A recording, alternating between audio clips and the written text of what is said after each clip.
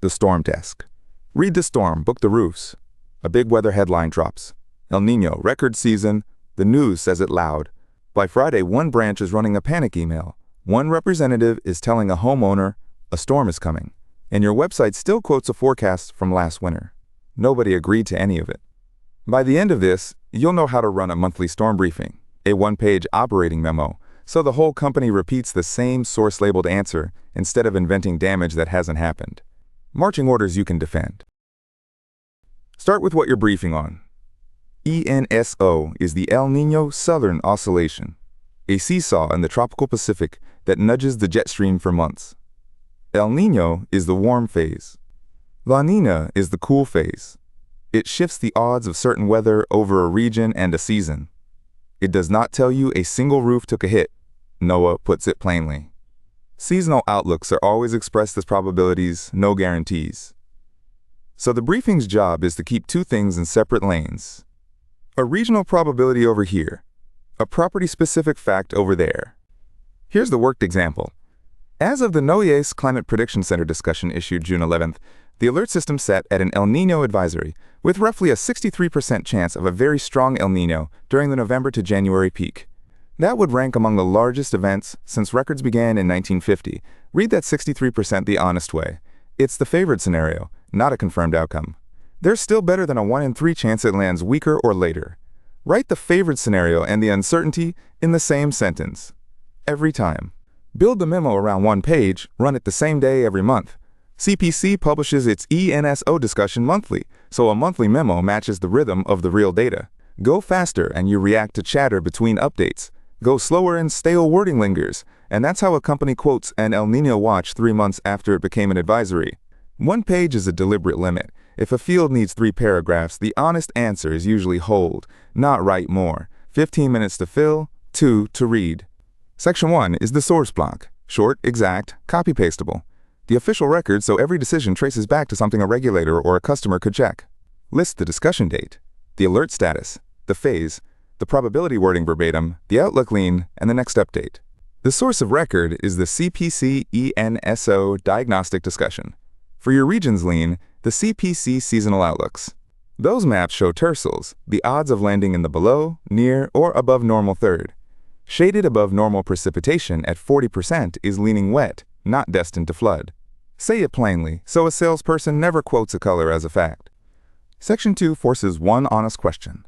Did anything actually move since last month? Most months the answer is barely. Status change watch to advisory. That updates the source block and the team script, nothing more. Outlook lean shifted. That justifies reviewing staffing and the safety calendar, not claiming local damage. And the row most companies skip is the one that matters. No material change. Retire stale copy, and don't invent a campaign to look busy. A meeting that ends with nothing changed, here's what stays bounded, is a successful meeting. Section 3 is actions allowed now. Real work you can do today, before a single local storm, without pretending the forecast already became damage. Refresh the memo and archive the old version, so you can show exactly what you knew and when. Review winter and spring staffing and supplier lead times without forecasting revenue. Audit old campaigns and landing pages for overconfident weather wording, and retire it. And mind the CRM. A seasonal lean is a fine reason to resort past estimates by roof age, so follow-up goes to homes plausibly due, not brand new roofs. Section 4 is the part most companies never write down, which is exactly why it slips. Actions held until evidence exists. Silence is not permission. If the memo doesn't name what's on hold, someone treats a quiet topic as an open one, so you list them out loud. The local storm campaign, held until a confirmed local event. The door knock route, held until property rules and a safety check. Damage or replacement language, released only by a property-specific inspection, never a forecast. And the sharpest line, insurance and claim language stays in the insurer's lane. A forecast can never establish coverage. Section 5 is the bridge from a season to real work. The local evidence trigger. Nothing in the field lane opens from ENSO status alone. It releases when a specific, dated, local event happens and property evidence follows. The Storm Prediction Center's same-day reports are useful the moment a storm hits, but the SPC labels them preliminary. Use them to confirm something occurred and fix the date, not as proof a given roof is damaged. 4 boxes, all required, a dated event, property targeting rules, a safety check, and the approved language version on file. Section 6 comes before sales language, full stop. The safety block. A forecast that drives homeowners onto wet or storm-damaged roofs is a liability, not a lead. For crews, the controlling reference is OSHA Residential Fall Protection Guidance mapped to the season's hazards: ice, heat, wind, lightning, debris. For the public, the rule stays blunt. Never tell a homeowner to climb a roof, walk a slope, tarp it, or handle debris because a forecast is in the news. If they report active leaks, advise documenting from a safe place and contacting qualified help. That caution is the opposite of the storm chaser posture. Section 7 is one answer, used everywhere a customer hears from you. The approved customer language block. Phone, email, sales call, every directory profile. When CSR, sales, in your website all say the same source-bounded sentence, no single representative can accidentally invent a damage claim. It reads like this: there's an official climate pattern worth watching, but a forecast does not prove damage at any one address. We won't tell you a storm hit your roof until someone has actually checked. Honesty is the asset. Section 8 makes it traceable. The record layer stores the decisions so stale wording can't hide. A source date stamps every decision to a specific CPC discussion. A confidence label marks a record as a planning signal, local event context, property observation, or inspection finding, so a planning note can never be mistaken for proof. A route status: monitor, hold, review, release, closed. When CPC moves to neutral, the block changes, and last season's El Niño line gets retired everywhere at once. Now keep ENSO in proportion because the science is real but bounded.